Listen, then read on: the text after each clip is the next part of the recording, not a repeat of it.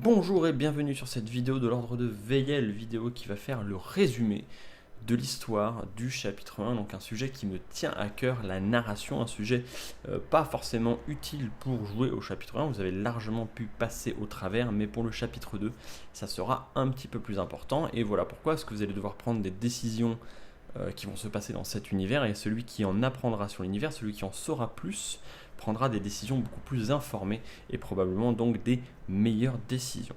Ceci étant dit, on va donc partir pour que je vous résume l'intégralité du chapitre 1. Je ne vais pas rentrer dans le détail de tout parce que je pourrais en parler pendant des heures, parce que créer des univers, j'adore ça et que celui-là me fascine particulièrement.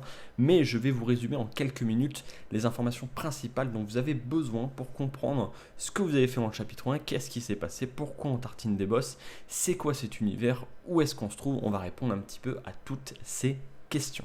C'est parti, j'ai switché l'écran, normalement je me trouve quelque part en haut à droite. Je vais donc lire l'encyclopédie, en tout cas survoler l'encyclopédie que je vous encourage à aller bouquiner. C'est gratuit et ça vous permettra de comprendre cet univers et ça fait de la lecture, ça fait jamais de mal. Moi je vais faire ce que j'aime le plus, c'est-à-dire parler des univers. C'est parti. Ednel, c'est 400 par 180 km à peu près, 150 000 habitants et c'est un endroit dans lequel il fait relativement bon vivre. Si on oublie le fléau, les Saint-Martyrs et tous ces trucs-là, d'une manière générale, ça roule plutôt pas mal pour eux. Il n'y a pas de conflit actuellement plus que ça. L'endroit est en paix, la vie est bonne. Ednel est situé sur un plan qui contient plusieurs îles. Ednel n'est pas la seule île et surtout pas la seule civilisation, la seule culture sur ce plan. Vous avez déjà rencontré des éléments qui venaient d'autres cultures. Le katana, bien sûr, en fait partie. Je pense qu'il y aura, c'est même certain, puisqu'on en a rajouté dans le chapitre 2, une culture un peu à tendance asiatique. Il y a déjà aussi, si vous lisez l'encyclopédie, que vous cherchez des tendances un peu plus romaines et des choses un peu comme ça. J'aurais envie, sur le long terme, de vous raconter des histoires sur chacune de ces cultures et les faire s'entrechoquer, sachant que c'est vraiment de l'ordre de la tendance et non du copier-collage. J'ai plein de choses à raconter, mais ça c'est si on a le temps et si l'avenir nous le permet. Donc Ednel n'est qu'une île parmi tant d'autres et elle n'a rien de spécial par rapport aux autres, hein. Chacun sa civilisation, chacun son travail. Il n'empêche que ce plan a été créé par 10 divinités, on en fait particulièrement référence, souvent on les appelle les 10. Vous en connaissez déjà quelques-unes puisque vous avez utilisé des armes qui ont été touchées par ces divinités ou en tout cas imbibées de leur pouvoir. Vous connaissez la dague sombre d'Illithilde qui est un des dieux, vous connaissez la masse du Meil, vous connaissez le bâton d'Ilus et vous connaissez la grande hache d'Aris. Donc actuellement vous connaissez 4 dieux, en tout cas vous connaissez 4 de leurs artefacts sur les 10, il y en aura d'autres bien sûr dans le chapitre 2. Ce qui est important en Ednel et dans toutes les régions de ce plan-là, c'est que personne, et je dis bien personne, ne remet en cause l'existence des dieux. Les dieux existent, ils interagissent assez régulièrement avec les humains, ils laissent des artefacts, ils laissent des traces de leur passage qui peuvent être ressentis par les êtres humains. D'ailleurs, il n'y a que des êtres humains dans cet univers, ne me demandez pas où sont les elfes et les nains, il n'y en a pas. Il va y avoir des créatures cheloues, mais il n'y a pas de bestiaire humanoïde de type nain, elfe et ce genre de choses-là. Donc les dieux ne sont remis en cause par personne, ce qui veut dire que la foi, contrairement à la nôtre, où c'est vraiment une forme de croyance, c'est-à-dire que je crois, mais il n'y a pas de démonstration tangible qu'un dieu existe chez nous, chez eux, on peut le démontrer facilement, quasi quotidiennement en fait, au moins dans certaines parties d'Ednel et encore plus dans les parties du monde, puisque chaque fois qu'ils interagissent, ils laissent une trace de leur passage et il y a clairement des créations qui sont divines. Donc personne ne remet en cause les dieux, ce qui veut dire que c'est la différence entre la foi et l'intelligence. Être porté sur la foi, c'est-à-dire être centré sur l'énergie du plan et donc l'énergie des dieux, c'est pas une matière de croyance, mais plus une matière de soumission. C'est-à-dire que je me mets moi en tant que personne au service d'un dieu, au service de son message, qui peut être la même chose qu'en fait un dirigeant en fait, hein. Donc il n'y a pas de décision de croyance, mais plus une décision quasi stratégique, et puis de s'en remettre à quelqu'un d'autre parce que l'on croit en son message, comme on pourrait se laisser porter par un leader charismatique en fait. Et l'intelligence, à l'inverse, c'est plutôt utiliser l'énergie qui vient de soi, l'énergie qui vient de son âme, et donc se recentrer sur soi-même pour tout ce qui est de l'ordre de la puissance et ne faire confiance qu'en soi. Alors le problème de l'intelligence, c'est que le jour où ça va pas, il n'y a aucun dieu qui va intervenir pour vous. Par contre, quand on a la foi, il est possible qu'un dieu intervienne pour vous aider un jour si vraiment vous êtes ce qu'on pourrait appeler un parangon, c'est-à-dire que vous représentez particulièrement bien sa foi. Donc, on ne croit pas en un dieu, en fait, mais plutôt on rend hommage à un dieu de par son mode de vie. Et ça, c'est hyper important. C'est vraiment la différence entre notre monde à nous et leur monde à eux. Maintenant qu'on a parlé un petit peu des religions d'Ednel et du plan, donc de la globalité de où et comment ça se passait, on va commencer à pouvoir parler du chapitre 1 et donc ce qui amène la dynamique des saints martyrs et ce qui fait que vous intervenez dans la crypte. On va revenir 90 ans avant la crypte et on va parler de ce qu'on a appelé le fléau. Le fléau, c'est une espèce de maladie qui est arrivée donc en Ednel et a malheureusement, comme d'habitude, tué en premier les personnes les plus faibles physiquement, donc les personnes âgées et les nourrissons, tristement. En faisant nécroser la peau des gens et en les faisant pourrir un petit peu de l'intérieur. Et l'alchimie de l'époque, la science de l'époque n'avait aucun moyen de contrer ce fléau. Est apparu, en sortant des profondeurs d'Oikos, qui est la capitale d'Ednel, l'ordre de Veyel, avec une solution un petit peu particulière, mais une solution fonctionnelle, qui consistait à réunir dans une espèce de fête un peu grandiloquente l'intégralité du peuple d'Ednel, ou en tout cas l'extrême majorité, en un seul point donné. Oikos était tout trouvé, puisqu'elle est bien sûr au centre d'Ednel. Et de cette idée est né le rituel des saints martyrs. Donc ce plan, c'était quoi? C'était d'aspirer cette maladie et de la mettre dans un cristal. Vous avez ici vaguement une illustration de ça. De l'aspirer dans un cristal, et ensuite ce cristal de le fusionner avec une personne qui partirait loin, très loin en exil. Et donc cet exil permettrait de se débarrasser du fléau en l'envoyant le plus loin possible de toute civilisation, de toute population, pour que le fléau boucle pas et ne recommence pas. Ça a extrêmement bien marché puisque pendant une douzaine d'années, il y a eu zéro problème. Le fléau avait intégralement disparu. Et bien sûr, comme après toute chute démographique, après toute guerre, la vie reprend le dessus et explosion démographique. Sauf qu'après 12 ans, la maladie est apparue à nouveau.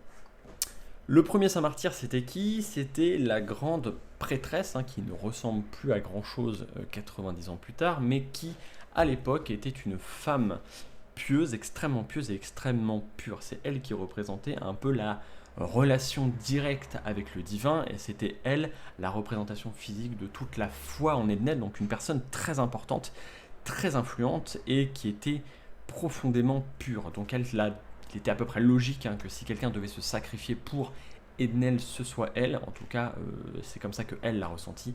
Elle a donc accepté de se sacrifier et elle a pris, entre guillemets, la première balle pour Ednel. Sauf que 12 ans plus tard, c'est le retour du fléau. Et là, c'est vraiment pas de bol parce qu'on va parler du drama. Parmi les dramas, le roi Beltrame Uraïs. C'est un roi qui a vraiment pas eu de bol. C'est quelqu'un de très très bon, très très gentil, très très proche de son peuple et vraiment centré sur lui, qui a eu un mal fou à avoir un héritier. Il a dû se remarier pour ça, il a dû changer de femme parce que sa première femme ne pouvait pas avoir d'enfant. Il s'est remarié avec une autre femme et tardivement, il a eu son premier héritier, le premier porteur de la lignée des Uraïs, et commencé le deuxième cycle, donc 12 ans après le premier saint martyr. Le fléau est revenu et malheureusement, son fils est tombé malade. Et devant l'urgence de la situation, ne voulant pas perdre son seul et unique héritier et de peur de jamais en avoir un autre en fait, il a décidé de se sacrifier et donc de prendre la deuxième balle, de prendre le deuxième saint martyr et de lui-même être exilé tout au sud dans la crypte d'Ilus. Je vous parlerai de la crypte d'Ilus un tout petit peu après. Donc il s'est sacrifié pour son peuple, il est bien sûr parti en héros et encore actuellement il y a des fêtes à son nom. Il est régulièrement cité comme étant l'un des plus grands rois qu'Ednel ait jamais connu. Arrive le troisième saint martyr 12 ans plus tard, alors que tout allait bien, le cycle revient et à ce stade-là on comprend que de toute façon ce sera cyclique et qu'on n'y fera rien. Et donc depuis déjà Beltrame, qui avait fait promettre à l'ordre de Veyel de toujours être là pour régler la problématique, l'ordre de Veyel s'est implanté politiquement et est devenu une force de décision, ce qui est logique, parce que tous les 2 ans il sauve les gens et il sauve Ednel, donc naturellement on les a inclus dans la vie politique. D'autant que son fils à Beltrame n'était pas encore en âge, d'ailleurs au niveau du 3e cycle, toujours pas en âge de régner, il le sera que 6-7 ans plus tard. Donc 3e cycle, 3e saint martyr, et à ce moment-là, on a commencé à dire que la sélection, si personne ne voulait se sacrifier, devait être aléatoire et ça pouvait être absolument n'importe qui. Il n'y avait pas besoin d'avoir un haut rang, de se sacrifier ou d'être la représentation divine des humains ou peu importe. Vraiment n'importe qui pouvait être sélectionné et donc a été sélectionné un apprenti random de l'ordre de Veyel, Talman il s'appelait, et il a été donc sélectionné comme saint martyr et il est parti de même à la crypte d'Ilus. Ça, c'est les 3 boss que vous connaissez en chapitre 1. Je ne vais pas parler des autres, je pourrais vous en parler, mais je ne vais pas vous en parler. Je vais vous laisser les découvrir dans le chapitre 2, puisque vous allez en apprendre énormément, rien qu'en faisant le jeu. Mais, on va parler de l'âme du chasseur calciné, mais on en parlera un petit peu après quand je vous parlerai de la mission, qu'est-ce qui s'est passé pendant le chapitre 1 et qu'est-ce que vous foutiez là-bas. La crypte d'Ilus, c'est l'endroit dans lequel se passe le chapitre 1, vous allez voir, on y arrive, donc 90 ans plus tard, vous voyez que la nature est dans un état déplorable, normalement ça ressemble pas à ça. Mais avant de parler du chapitre 1 et de ce que vous y faites, on va parler de pourquoi la crypte d'Ilus, pourquoi avoir envoyé des gens tout au sud d'Ednel, eh bien je vais vous en parler tout de suite. Et ça, toujours pareil, c'est des informations que vous pouvez glaner sur l'encyclopédie. Si on va en Ednel, juste pour se rendre compte rapidement, on voit que la crypte d'Ilus c'est tout au sud, là où finalement il n'y a presque rien, il n'y a pas de vie particulière, il s'y passe plus grand chose.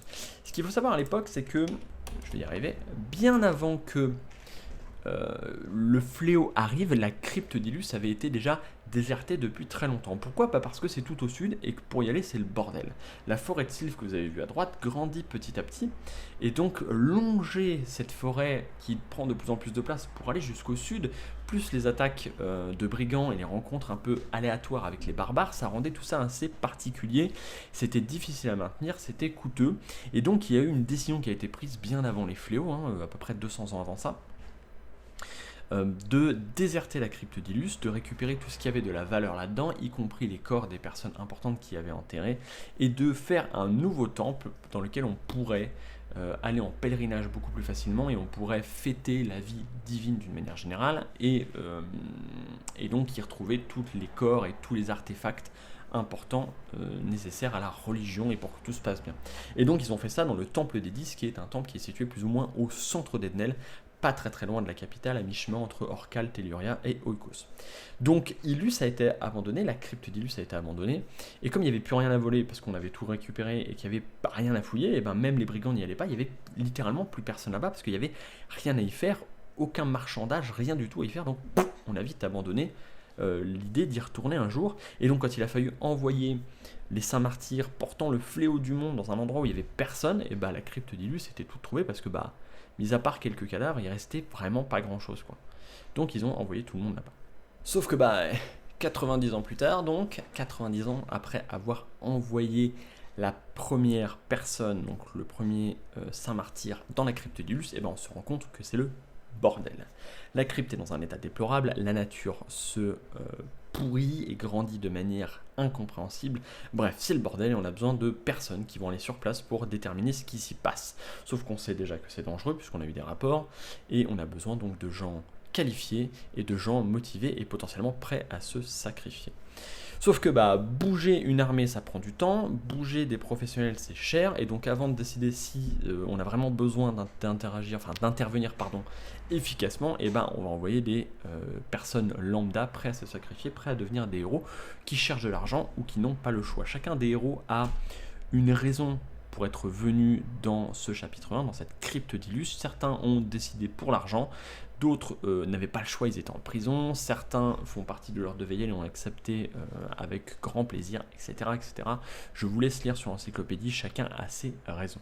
Avant de parler de ce qu'implique cette crypte d'Ilus, on va d'abord parler de votre campagne. Vous arrivez donc avec 13 héros, quelques membres de l'ordre, un forgeron, un alchimiste et 2-3 personnes pour faire des rapports. Ce qui est prévu à la base, c'est que vous allez sur place, que vous évaluez la situation et que vous allez faire des rapports qui vont repartir à l'ordre de Veyel jusqu'à Ukos, qui vont être étudiés et voir s'il y a besoin d'intervenir. Sauf que quand vous arrivez sur place, vous vous rendez compte que la situation est littéralement catastrophique et qu'en fait vous êtes au niveau du breaking point, c'est-à-dire bientôt on sera au point de non-retour, il n'y aura aucun moyen de régler la situation, voire même de la contrôler si personne n'agit maintenant, puisque vous tombez sur les Talman, la grande prêtresse, le roi, et vous vous dites mais en fait ça va péter là maintenant, c'est maintenant qu'il faut agir. Et en tant que héros, et par pure abnégation, vous décidez d'intervenir vous-même sachant que l'ordre sera trop lente pour mobiliser des troupes et les faire voyager jusqu'à la crypte d'Ilus. Ça prend un temps fou de mobiliser des troupes et de les déplacer. Vous dites ok, on va agir nous-mêmes et on va régler la situation. C'est une campagne qui dure quand même un sacré bout de temps. Vous n'y êtes pas 3 jours dedans, vous allez quelques jours dedans, quelques heures. Vous ressortez au début, vous évaluez vraiment la situation. C'est pour ça que vous faites que 2 petites salles et que vous rentrez au début, c'est histoire de voir vraiment ce qui se passe.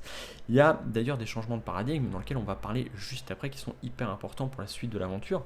Mais avant toute chose, ce qu'il faut comprendre, c'est que ça vous prend du temps, vous faites des allers-retours, vous êtes blessé, vous vous soignez, vous y retournez, mais tout ça prend presque 1 mois et demi, 2 mois pour que l'intégralité de la crypte se passe. Et d'ailleurs, le chapitre 2 commencera à l'exact moment où vous terminez cette crypte, donc vous portez le coup final au roi, et c'est à ce moment-là que l'ordre vous rejoint, donc juste un peu trop à la bourre pour vous filer un coup de main. Mais c'est pas grave puisque vous avez sauvé le monde. Ce qui est important dans cette crypte, c'est qu'on a un changement de paradigme. J'entends par là que la nécromancie en Ednel n'existe pas. On peut ramener des gens à la vie, on peut les ressusciter, tant que leur âme n'a pas quitté leur corps et rejoint le plan. Et ça, c'est un laps de temps qui est finalement assez court, il peut être aléatoire, il peut durer quelques jours, il peut durer simplement quelques minutes en fonction de l'importance du héros ou de la personne qui meurt tout simplement sur le plan historique. Donc il y aura une espèce de valeur intrinsèque à une âme en fonction de ce que la personne va accomplir dans sa vie ou ce qu'elle a déjà accompli, ils s'en sont vraiment pas trop sûrs. Sauf que là on arrive dans la crypte et on se retrouve avec des corps, des zombies, des squelettes. Et ce qu'il faut comprendre, c'est que pour Ednel, c'est une première, et même pour le plan en général, c'est une première. Il y a des corps sans âme qui sont animés par une magie alternative d'une source qu'on ne comprend pas, l'espèce de corruption, et donc il y a un changement de paradigme complet, et ça nous emmène à la deuxième chose dont il fallait que je vous parle, c'est l'âme du chasseur calciné, qui est un cas un peu particulier, et je vais vous faire un petit exemple de ce qui peut se passer quand vous fouillez un petit peu sur l'encyclopédie. Par exemple, sur l'encyclopédie, on peut lire sur la compétence de niveau 7 du paladin qui ranime les gens à la vie. Donc ce sera le deuxième personnage et le deuxième et unique personnage capable de ranimer les gens. Le délai durant lequel il est possible de ramener un être à la vie varie de quelques minutes à plusieurs jours. Il a été démontré à de multiples reprises, n'en déplaise aux protecteurs des laissés pour compte, que cette durée était intrinsèquement liée à l'importance du sujet sur le plan historique. Cela signifie que le héros sculptant par ses actes notre destinée commune se verra accorder un délai bien supérieur aux paysans dont la vie sera guidée par le rythme des moissons. Il en va de soi que cela ne devrait pas influencer notre jugement ainsi que nos valeurs morales. Néanmoins, cela permet de mettre en lumière le système de valeurs de nos créateurs. Nos créateurs, bien sûr, les dieux. Donc ça, par exemple, vous pouvez le lire ici. Et donc on sait en fait qu'une fois que l'âme a quitté le corps, l'âme, normalement, part dans le plan et redistribuée en tant qu'énergie d'une manière ou d'une autre, et donc n'est plus accessible. Ça, c'est ce qu'on a su, ou en tout cas cru savoir pendant presque, en tout cas depuis la création de l'humanité et depuis qu'on se souvient de l'histoire de l'humanité. Maintenant, la problématique de ça, c'est qu'on se retrouve face à un boss qui est l'âme du chasseur calciné, sur lequel vous pouvez apprendre ceci si vous fouillez sur l'encyclopédie. On va prendre la lame enflammée. Cette épée à l'apparence étonnante renferme une partie de la puissance du catalyseur du dragon rouge. Un chevalier de l'ordre de Veyel, chasseur de pyromanciens, serait un jour tombé sur cette expérience folle. Il aurait alors tenté de détruire le joyau d'un coup surpuissant. L'impact libérait un torrent de flammes engloutissant au passage le malheureux. Son épée se serait alors imprégnée des flammes éternelles du catalyseur. Elle porte finalement assez mal son nom puisqu'elle n'a jamais émis la moindre flamme. En revanche, l'impact lui a donné cette forme caractéristique qui en fait sa renommée. Donc on a un chevalier à l'époque qui a tenté de détruire un artefact créé par un pyromancien, la pyromancie qui est une magie normalement interdite, et en ce faisant il a créé la lame enflammée et il a été tué. Sauf que des années plus tard revient l'âme du chasseur calciné. La déflagration, les flammes, la souffrance puis le vide. Aucune sensation, aucun sentiment, aucun battement de cœur. Seule mon âme flânant entre les plans, à la recherche de l'inconnu dans l'espoir de trouver une solution à mon tourment. Les jours, les semaines, les mois, les années se succédèrent, avec pour compagnie le silence de la mort. Puis vint le jour du renouveau. Le jour où le destin m'a guidé aux portes de ma renaissance devant cet autel empli de fausses promesses. Sa voix, chargée de colère et de haine, mais aussi de compassion, m'appelant à descendre dans les dédales de la crypte. Ce jour-là, il m'a tendu la main. Il m'a offert une place à ses côtés. Le vide a disparu. Les sentiments ont de nouveau caressé mon âme. Un but m'était donné. Ces convictions sont désormais les miennes. et qu'importe ses ambitions, j'ai de roi et mon roi à les achever. Donc on apprend avec ce texte, par exemple, que l'âme du chasseur calciné a été ramenée par le roi, et que le roi a donc réussi à ramener une âme qui flânait entre les plans après la mort, et qui n'avait donc pas été redistribuée. Est-ce qu'elles le sont jamais? Est-ce qu'elles le sont toutes? Est-ce qu'elles le sont toutes ou partie? On ne sait pas. Mais qui a été possible de ramener cette âme après un laps de temps extrêmement long, puisqu'on est sur plusieurs années. Et donc il y a un changement de paradigme entre la nécromancie et ça qui arrive. Et donc c'est un peu ces thématiques-là qu'on va chercher à commencer à tâtonner, à titiller. D'ailleurs qu'on cherche déjà puisqu'il est écrit, mais à tâtonner, à titiller dans le chapitre 2 et que vous découvrirez probablement bien plus avec les extensions qui vont venir. On va essayer d'explorer un peu qu'est-ce que ça implique, tous ces changements pour l'humanité, puisqu'il y a vraiment tout un tas de possibilités qui s'ouvrent au travers de ce changement-là.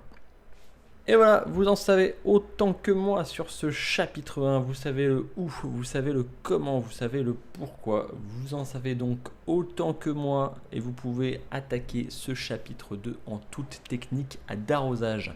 Si vous avez des questions, n'hésitez pas à les poser en commentaire et si vous avez regardé cette vidéo, des poutous, merci à vous, vous êtes incroyables.